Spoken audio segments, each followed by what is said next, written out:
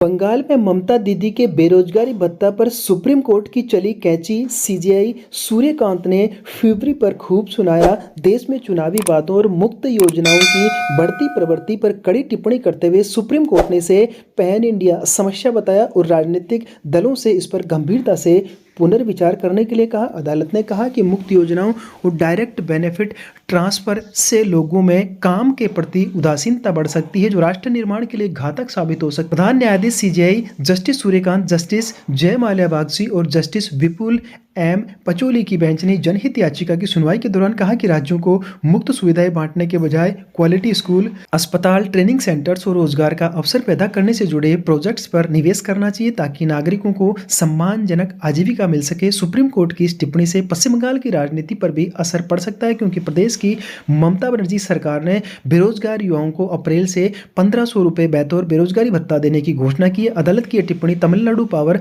Distribution corporation की उस याचिका पर सुनवाई के दौरान आई जिसमें बिजली संशोधन अधिनियम 2024 के नियम 23 को चुनौती दी गई है। इस नियम में बिजली वितरण कंपनियों डिस्कॉम पर वित्तीय अनुशासन लागू करने का प्रावधान है, जिससे तमिलनाडु सरकार की मुफ्त या रियायती बिजली योजनाओं पर असर पड़ सकता है। सुनवाई के दौरान सीजेआई जस्टिस सूर्यकांत ने स्पष्ट किया कि अदालत केवल तमिलनाडु की बात नहीं कर रही है, बल्कि यह पूरे देश की समस्या बन चुकी है। उन्होंने कहा कि अब यह समय आ गया है कि राजनीतिक नेता, दल और सामाजिक कार्यकर्ता अपनी विचारधारा से ऊपर उठकर ऐसी योजनाओं की समीक्षा करें।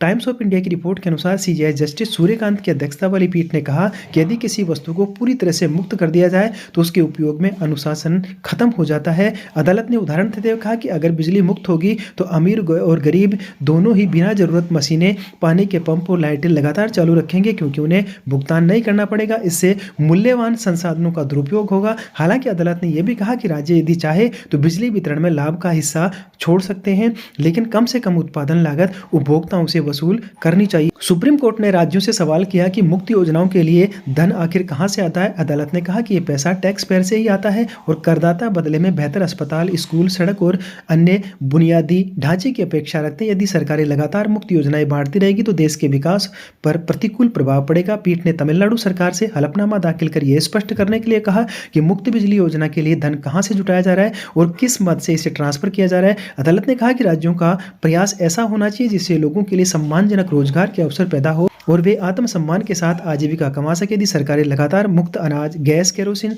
साइकिल, स्कूटी और बिजली जैसी सुविधाएं देती रहेगी तो सीधे बैंक खातों में नगद राशि भेजेगी, तो लोगों में काम करने की प्रेरणा कम हो सकती है। सुप्रीम कोर्ट ने कहा कि कई राजस्व घाटे से जूझ रहे राज्य भी प्रतिस्पर्धा में मुफ्त योजनाएं घोषित कर रहे हैं, जिससे उनके पास विकास कार्यों के लिए संसाधन नहीं बचते। अदालत ने टिप्पणी की कि कई राज्यों की कर आय का बड़ा हिस्सा कर्मचारियों के वेतन और मुफ्त योजनाओं में खर्च हो रहा है। सुनवाई के दौरान सीनियर एडवोकेट गोपाल सुब्रमण्यन ने तमिलनाडु सरकार की ओर से कहा कि राज्य में राजस्व और खर्च के बीच अंतर लगभग 50,000 करोड़ रुपए तक पहुंच गया है, जिसे सरकार वहन कर रही है। वहीं सीनियर एडवोकेट पी विल्सन ने संविधान के नीति निर्देशक तत्वों के अनुच्छेद 39B का हवाला देते हुए संसाधनों के समान वितरण का तर्क दिया। इस पर जस्टिस बागची ने कहा कि यदि कोई कल्याणकारी योजना लागू करनी है तो उसे बजटीय प्रस्ताव का हिस्सा बनाना चाहिए। बिना स्पष्ट वित्तीय प्रावधान के योजनाएं लागू करना राजकोषीय प्रशासन में मनमानी का संकेत देता है। साल 2026 में विधानसभा चुनावों को ध्यान में रखते हुए मुख्यमंत्री ममता बनर्जी ने बेरोजगार युवाओं के लिए राज्य के मासिक 1500 रुपए भत्ते की शुरुआत 15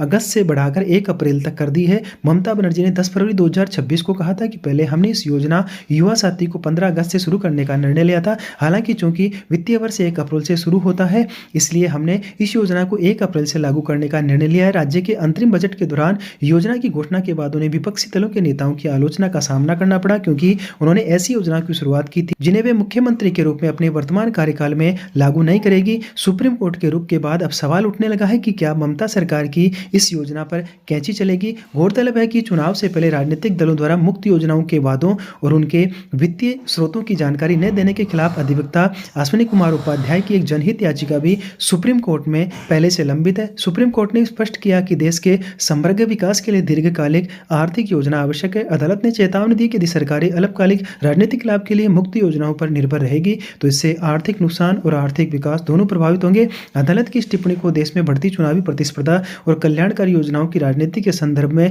महत्वपूर्ण माना जा रहा है। विशेषज्ञों का मानना है कि सुप्रीम कोर्ट की यह टिप्पणी भविष्य में सरकारों की वित्तीय नीतियों और चुनावी वादों पर व्यापक बहस को जन्म दे सकती है।